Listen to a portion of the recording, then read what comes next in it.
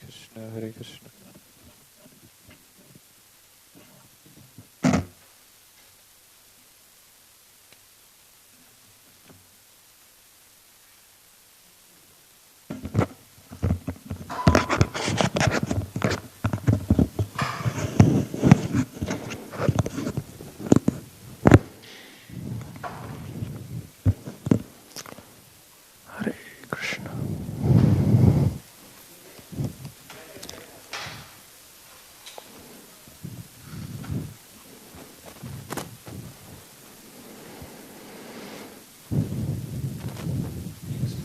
Start the should I do Prem Dhwani?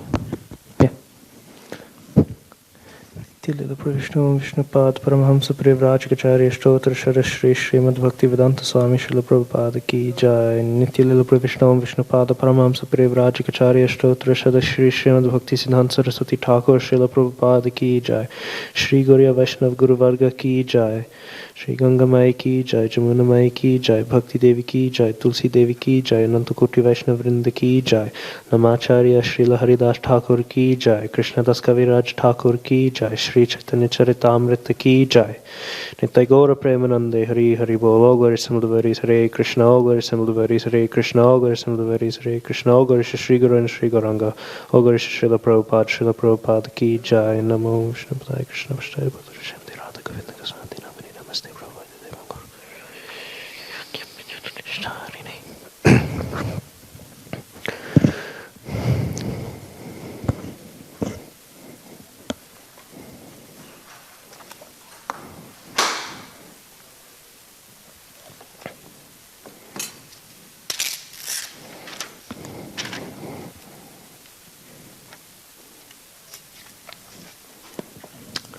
Okay, Hare Krishna. So today we're continuing. We'll be concluding the chapter on Kshir Chora Gopinath. And then we'll hopefully be able to get into the pastimes of Shakshi Gopal, and then Mahaprabhu should hopefully arrive in Jagannath Puri by the end of today or by tomorrow. So we were discussing. We completed the discussion yesterday, discussing about the nature of how wherever the devotees go, their fame and glories follow. We were saying that Madhavendra Puri, even though he was so ecstatic in the Dham, when he saw Lord Jagannath, he was overwhelmed with loving ecstasy, is what Krishnadas Kaviraj Thakur writes. However, the moment he heard some good qualities of him being said, he became severely uncomfortable and he desired to leave because it was a very uncomfortable position for him, because realizing the toxic nature of the desire for name and fame, he has cultivated the strong distaste for even being close to the risk of having such a desire. Not that he could have such a desire being a pure devotee, but again, he is representing and demonstrating the proper qualities to be had. And so with this discomfort, he was, after arriving in Jagannath Puri, having had left Ramuna to run away from this, he found, the moment he arrived in Jagannath Puri, that name and fame had still already followed him. People were already speaking about his great qualities as a devotee. And so he was very uncomfortable, but what could he do? So he thought, surely I can't leave again because I have not achieved the purpose of why I have arrived in Jagannath Puri, which is in order to get that sandalwood, so my Gopal deity will not be so warm, so overheating all the time. And so with this concern, he gave up his discomfort and he is continuing on with his mission. And Krishnadas Kaviraj Thakur, he writes very sweetly that just like the shadow follows a person, glorification and the name, the glorification of the qualities and the awareness among people about the great nature of a devotee follows that person who is filled with devotion. They don't need to proclaim it, but naturally it will come. I was saying yesterday about how when we enter into Vrindavan, the road in which we enter in is called Bhaktivedanta Marg. Srila Prabhupada, by his great devotional qualities, he is recognized as the means by which everyone can enter into Vrindavan. And that is true, obviously not just in terms of the road. It's not just, that road is very strongly symbolically representing two truths. One is that without going via the medium of the pure devotee, no one can practically enter into Vrindavan. Being named like this, it is a reminder that entrance into the Dham isn't a geographical concern. It's not that Vrindavan is a place on a map that is to be demarcated by a little boundary. This is where it begins and this is where it ends. This is one of the, there's a list of the different aparads against the Dham, and one of them is to reduce it or even to consider it confined by its geographical qualities. Just because the Dham is present there doesn't mean that one can say, I define Vrindavan as this series of kilometers in this sort of shape. So it is not a geographical access that allows one to access the Dham. It is only through the mercy of the devotees that the Dham is able to be entered into. And so this reflects that. Furthermore, it reflects a greater truth, because not only is it that only through the devotees could people enter into Vrindavan Dham, but the road that allows one to enter into Vrindavan, if one is traveling on the road, then they are not originally from Vrindavan. If one is going down a road, that means they are having to travel from somewhere else. They're not a local, so as to speak. And so this reflects the fact that even though one needs the mercy of the devotee to enter into Vrindavan, very specifically Srila Prabhupada has given a very special mercy like this, because he has opened up Vrindavan to even those people all around the world. Now everyone is aware of the glories of Vrindavan, the true glories, not just as a sweet touristy place, but they are aware of something of the actual nature of Vrindavan Dham. Again, this access was given only by Srila Prabhupada and his great preaching mission, which again also reflects the nature of that pure devotee. Even though the glories of the pure devotee follow like a shadow, that devotee is not using his glories to spread his own glories. That opulence and fame that comes, Srila Prabhupada would often say, I do not instruct my disciples to sing my name. I don't instruct them to, obviously every once in a while it's fine to say Jai Srila Prabhupada, but it's not that he gave the mala and then said we should say Prabhupada, Prabhupada or Bhaktivedanta Swami like this constantly. He said to chant Krishna.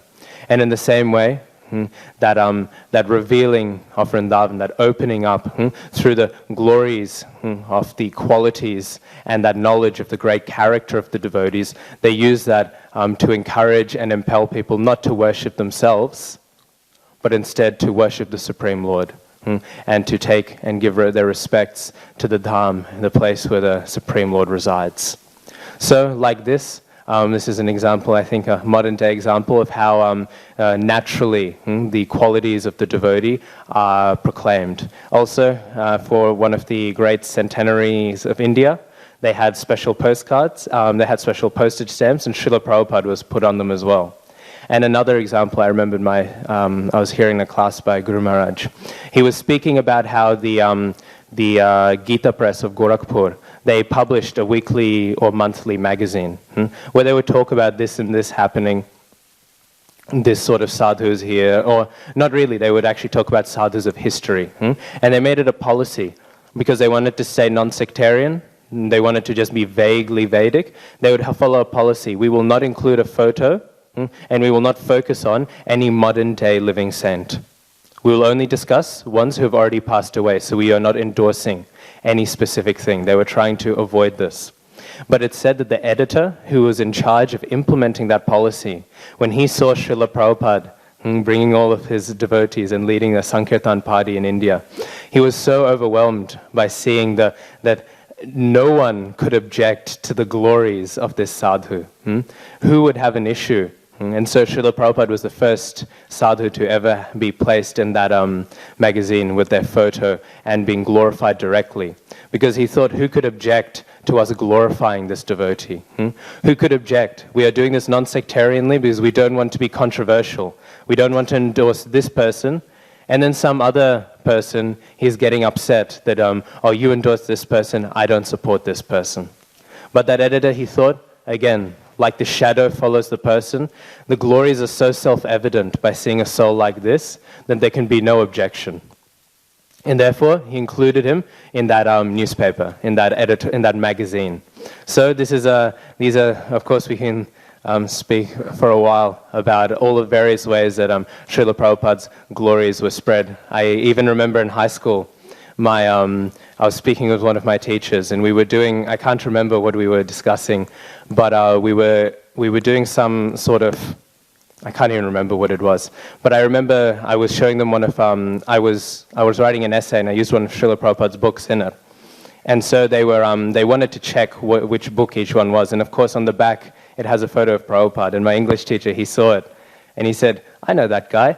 I had some record. He had one of the early Radha Krishna, what was it called? One of the original vinyl albums, the ones that George Harrison had produced, because he liked George Harrison. And so he got either a Chant and Be Happy, or he got a Higher Taste, or he got something like that alongside of the vinyl, and he recognized the photo of Srila Prabhupada. So there, even an English teacher in rural Australia is having some idea of this personality, because the name and the glories of the devotee, they follow naturally behind the devotee. But again, Madhavendra Puri, he was uncomfortable with this, but he still thought that I need to get this. And so he told all the servants of Lord Jagannath and all the great devotees the story of Sri Gopal. And when they all heard, in great pleasure, they endeavored to help him find the sandalwood. And so they went to the government. They went to beg them for sandalwood, which they collected. One Brahmin and one servant were given to Madhavendra Puri just to carry the sandalwood. He was also given the necessary traveling expenses. To get past the toll collectors along the way, Madhavendra Puri was supplied with the necessary release papers from government offices. The papers were placed in his hand.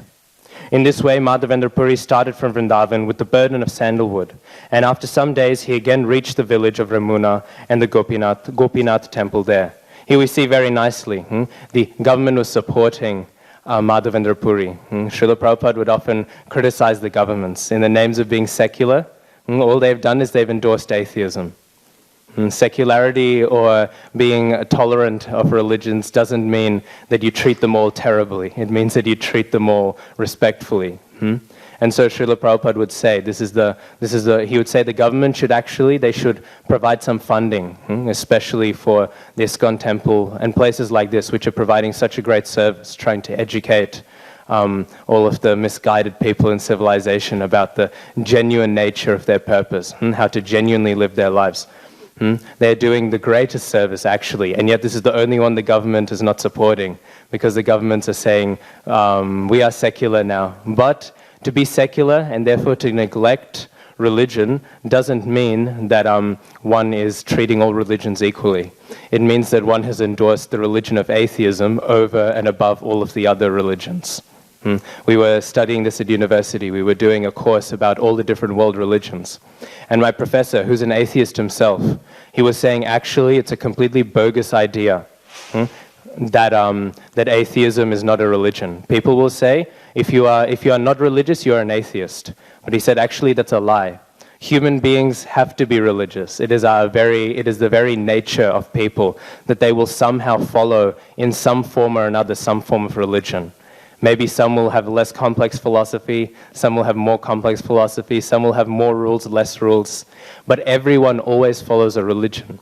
Because all that a religion is a way of taking the information in the world and trying to come up with a system that harmonizes all of it. Whenever you take any sort of things, what does it mean to be a human? What does it mean for existence to be? And the moment you come forth, and even if you don't answer those things, even if you don't answer them while thinking, still you will live your life with some rituals that have meaning to you. He said even the loser who is staying at home and just sitting down on his couch, just, watching TV all the time and doing nothing, even he will have slight elements of some religion that he has come up with. There'll still be some values that he holds as important, some rituals. Maybe it'll be something as simple as the way he likes to turn on his TV. Maybe it'll be his birthday. Maybe it'll be something like this. But no one can avoid the fact that rituals and religiosity is a central part of every human. Actually, this is the conclusion of all of, as faulty as the academic and scholarship system is in their study of religion, this is a conclusion that they have that is along the right lines, that actually no one can avoid being religious. The only thing that they can control is which sort of religious system they adopt. And then that becomes, again, the question that we're discussing here. If the governments adopt this sort of, these ideas of this vague, non-theistic worldview, that means they've endorsed the religion of atheism, not that they are not endorsing any other religion. But here we see, rather nicely, this is a better way to do it. Because what does it mean to endorse the religion of atheism? What is the point of endorsing such a religious system? Because it's a speculative thing that has just been made up. And it doesn't really do much to allow people to cultivate a higher taste in life. You don't find atheists who are all of the great people in history who have figured it out. All of the great people in history who have resolved the issues of human suffering have all come from within a theistic framework. They haven't come from the assumption that actually all I am is my body and I should just have illicit sex, eat meat, and drink alcohol, and then I will be happy and I will resolve life. You will not find this. There is no atheist who's experienced the intense darshan of an absolute truth. Even if it is not even we can say different religions are having maybe different limited darshans, experiences of Bhagavan, maybe not fully complete, as say Srila Prabhupada. Still, they're having some encounter with it, because they're coming within a system that is bona fide and not necessarily speculative. But a speculative atheistic worldview is just some nonsense that's been come up by someone somewhere. It hasn't been handed down by a higher authority. And if one is devising their own system, it's said in the Bible, in the book of Job, that no one can bring a clean thing out of an unclean thing. It's impossible to take outside of a muddy pool of water to pull something clean outside of it. In the same way, if a conditioned soul, who is necessarily conditioned and then necessarily in a point of suffering in his life, tries to produce a worldview to cure suffering, how can he do that? How can somebody who's inherently faulty, somebody who's inherently suffering, produce a truth that is to solve suffering? That is not faulty, that is perfect. And therefore this endorsement of this quote-unquote secular atheistic ideas is just the, it's rather than being the encouragement of all religions, it's the acceptance and endorsement of the most bogus one in existence today. But we are seeing here that this was not the case. Even 500 years ago, at the time of Madhavendra Puri, there was still some better culture among the governments. The governments had some intelligence that if they support and endorse the religions and are allowed to give them some leeway, give them some support, then they can do something good. And not only can they do something good, they do the greatest good in society. So after leaving Madhavendra Puri, he's again at the temple of Gopinath, who's now Kshira Chora Gopinath, after stealing away that kheer. And he offered his respectful obeisances many times. And in his ecstasy of love, he began to dance and sing without cessation. Again, behaving a lot like we read Sri Chaitanya Mahaprabhu behaves. Because, of course, Madhavendra Puri, he's the first taste of that mood that Mahaprabhu brought in fullness. And when the priests saw Madhavendra Puri again, they offered all respects to him. And again, they gave him that sweet rice prasadam. Madhavendra Puri took rest that night in the temple, but towards the end of the night, he had another dream. And in this dream, Gopal came before him and he said, Madhavendra Puri, I have already received all the sandalwood and camphor. Now just grind all the sandalwood together with the camphor and then smear the pulp on the body of Gopinath daily until it is finished. There is no difference between my body and Gopinath's body. They are one and the same. Therefore, if you smear the sandalwood pulp on the body of Gopinath, you will naturally also smear it on my body. Thus the temperature of my body will be reduced.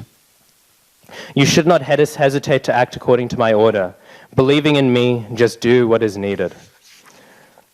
And hearing like this, Madhavendra Puri, he awoke and he did exactly that.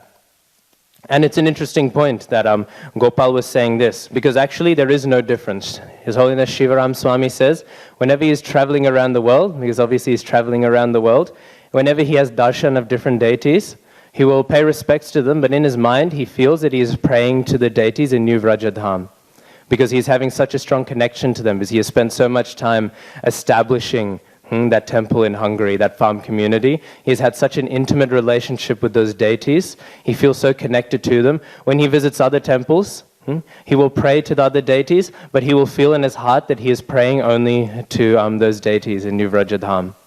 He will feel like this, for the same reason, that all the deities, they are non-different. And not only are they non-different to each other, they're non-different to Krishna.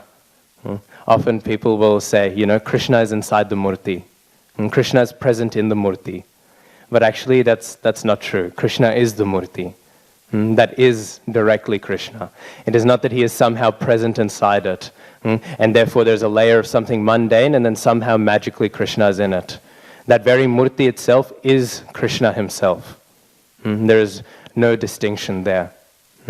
And in a sense, actually, and of course they're all completely the same. So like this, he was being instructed, and then Madhavendra Puri, he smeared like this, and then Gopal, he was cooled, and like this, and then Madhavendra Puri, he says, the Supreme Personality of Godhead is completely independent.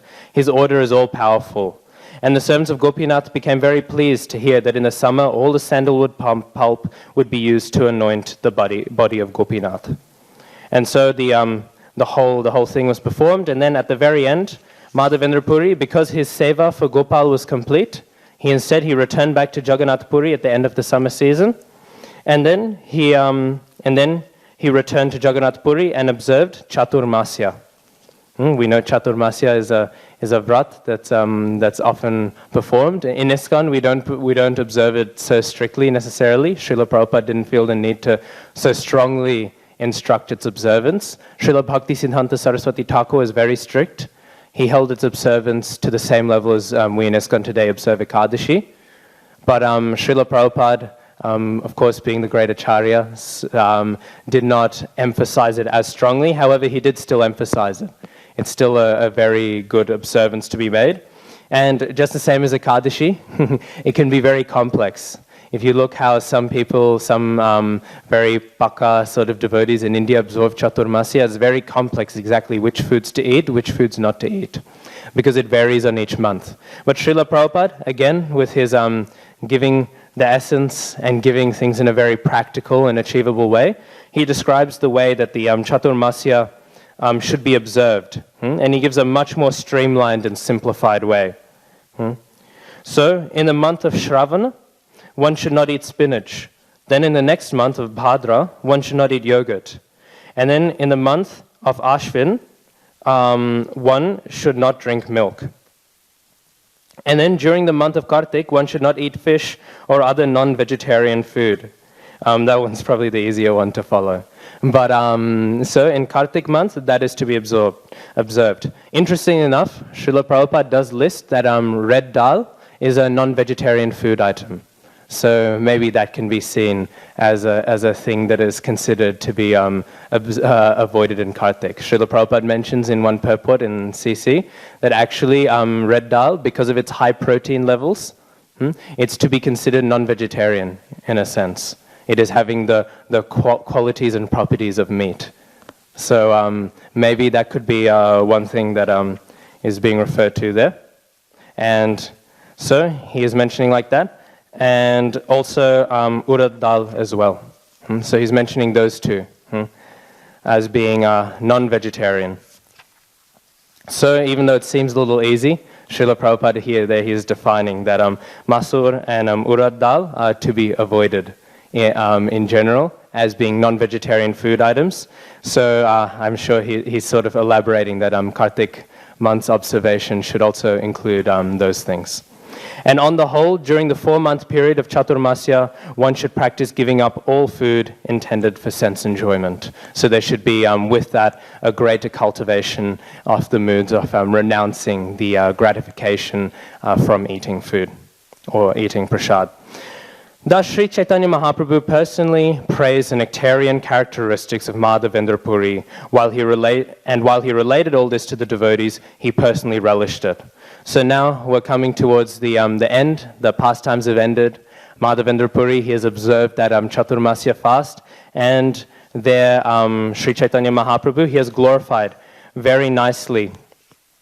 He has glorified very, very nicely the qualities of Madhavendra Puri. And having glorified them, then we talked about the glories when we first began this chapter, so then we will go to the end, where Mahaprabhu, he's just about to leave. So he's just about to leave for Puri. And when many people crowded around Sri Chaitanya Mahaprabhu, he regained his external senses because he fell into ecstasy, describing the wonderful nature of Madhavendra Puri, and especially that ecstatic verse that he spoke, that verse that only Sri Chaitanya Mahaprabhu, Madhavendra Puri, and Srimati Radharani can understand. A very ecstatic concept. And therefore, Mahaprabhu, he fell ecstatic, he lost his external senses, and then all the people crowded around him. When the deities were laid down to rest, the priest came out of the temple and offered all 12 pots of sweet rice to Sri Chaitanya Mahaprabhu. When all the pots of sweet rice, remnants left by Gopinath, were placed before Mahaprabhu, he became very pleased. In order to feed the devotees, he accepted 5 of them. The 7 remaining pots were pushed forward and delivered to the priest. Then the 5 pots of sweet rice the Lord had accepted were distributed among the 5 devotees, and they ate the prasadam. Being identical with the Gopinath deity, Sri Chaitanya Mahaprabhu had already tasted and eaten the pots of sweet rice. Yet, just to manifest devotional service, he again ate the pots of sweet rice as a devotee. And there's an interesting point with this. It's actually mentioned, I forget which Purana, but Sanatana Goswami refers to it in the Hari Bhakti Vilas, that actually Krishna, he eats the devotion in the bhoga with his eyes. The actual eating of the bhoga is done with the eyes. But the sense in which he does the tasting of the prasadam is on the tongue of his devotee. By realizing and being aware of the pleasure, the taste that the devotee is finding in honoring the prasadam, it is said that is the time when Krishna experiences the taste of the prasad.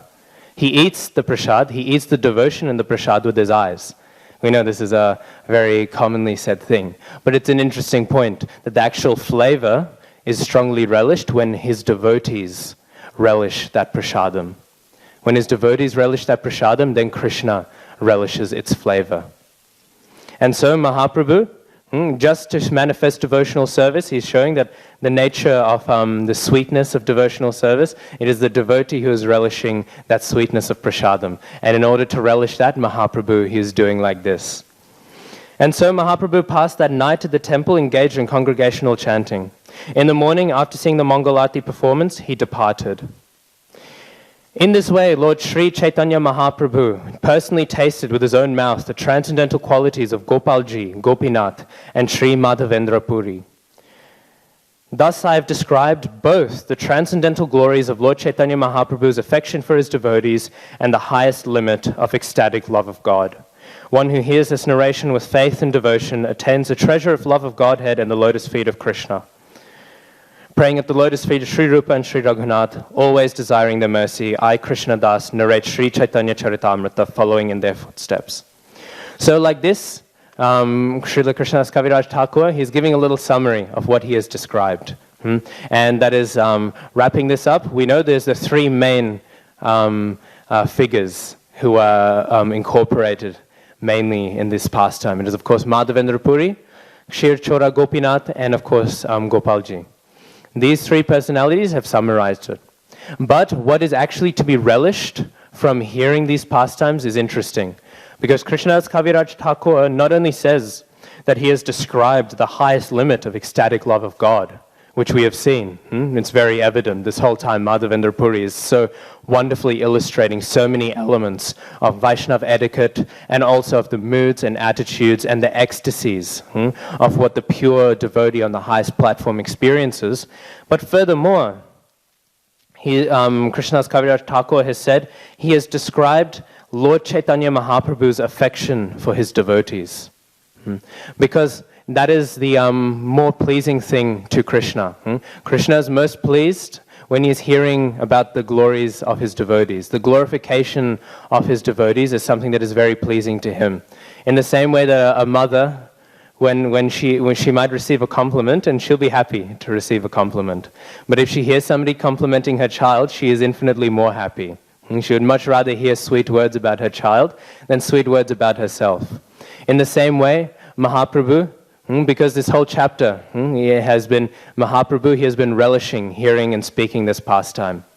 Because that is if the Supreme Lord himself loves to hear so much the glories of his devotees, he so much wants to speak that katha, that is how high and elevated it is, then surely it is a very high and elevated thing to hear for us as well. And it is. The Bhagavatam, Srimad Bhagavatam, we know, the Amalam Puranam, the faultless Purana, and the fruit of the ripest, the juice of the ripest fruit of the Vedic literature.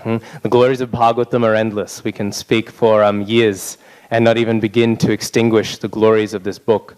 But what does it mean? Bhagavat, it is not the Krishna Purana. Even though it is most famous for describing Krishna's pastimes in its summum bonum. It is not called the Krishna Purana, it's not called the Vasudeva Purana.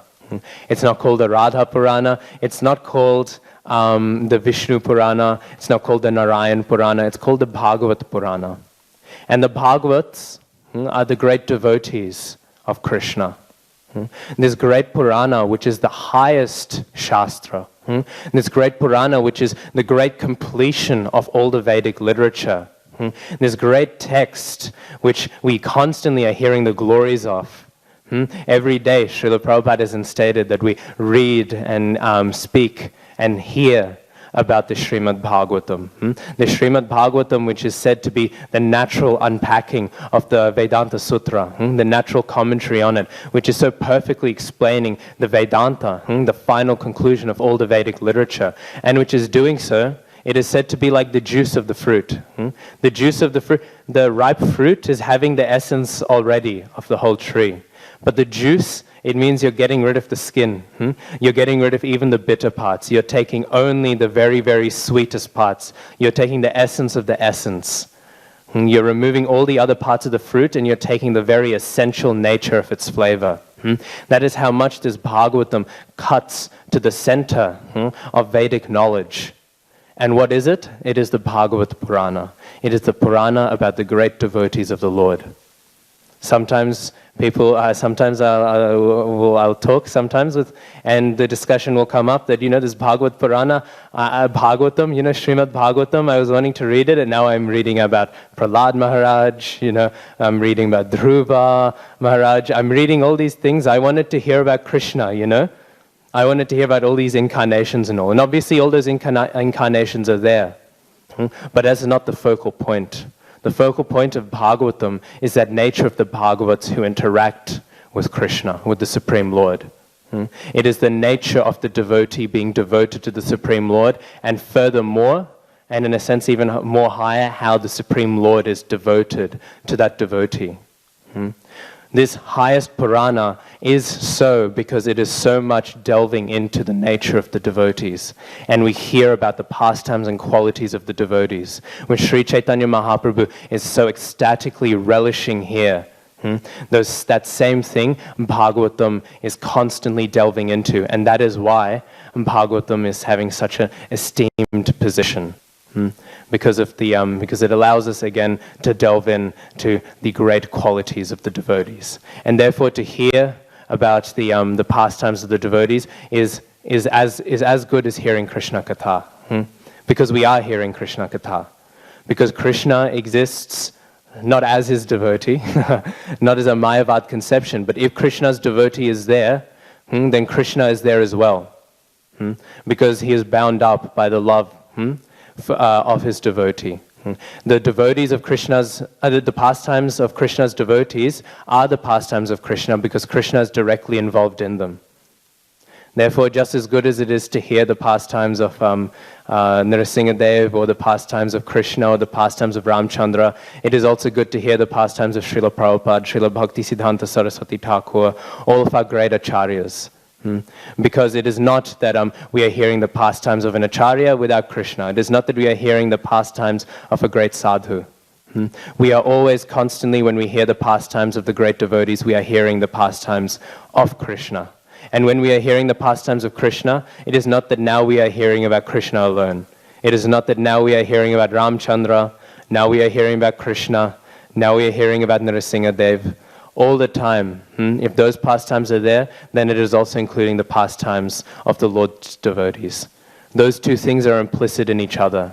And because of that great affection that the Lord has for the devotees, to delve into that nature of that complete Lord with those devotees who he holds so dearly, that is the highest conception, and that is the fullness of hearing the pastimes of the Supreme Lord, which is again why we've had such a wonderful chapter just speaking about the glories of Madhavendra Puri.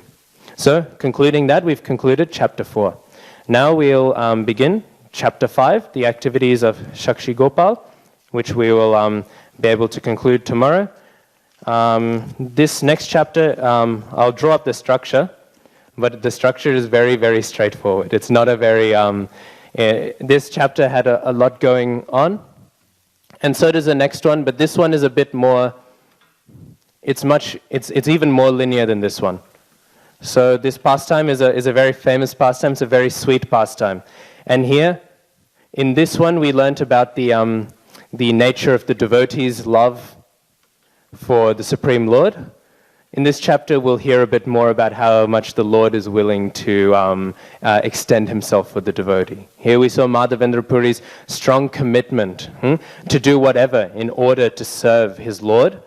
And in this chapter, with Shakshi Gopal, we'll hear a bit more about how the Lord reciprocates that sort of, that attitude. Okay, that's right, I'll use the blue one. So, this chapter is chapter 5.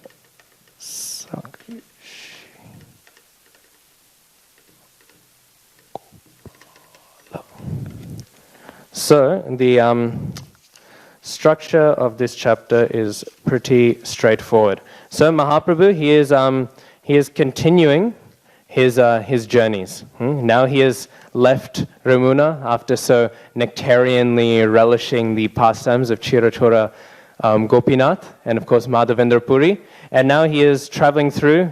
He quickly visits Yajapur and sees a Varahadev temple there. But mainly we have another example. There's a big framing story over the whole thing. And so the framing story, it begins with texts 1 to 9. And it is Sri Caitanya Mahaprabhu at Cuttack.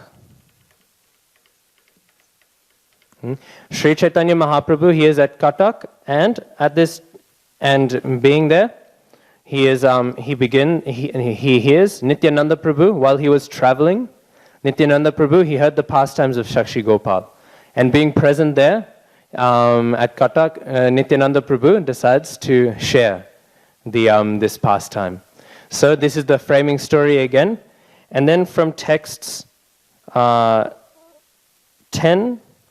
to 133, this is where, so this framing narrative continues the whole time.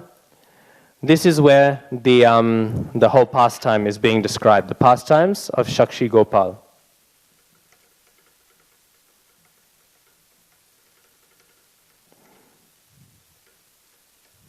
I wrote that a bit small, but that says the pastimes of Shakshi Gopal. And in this one can be divided into two sections again.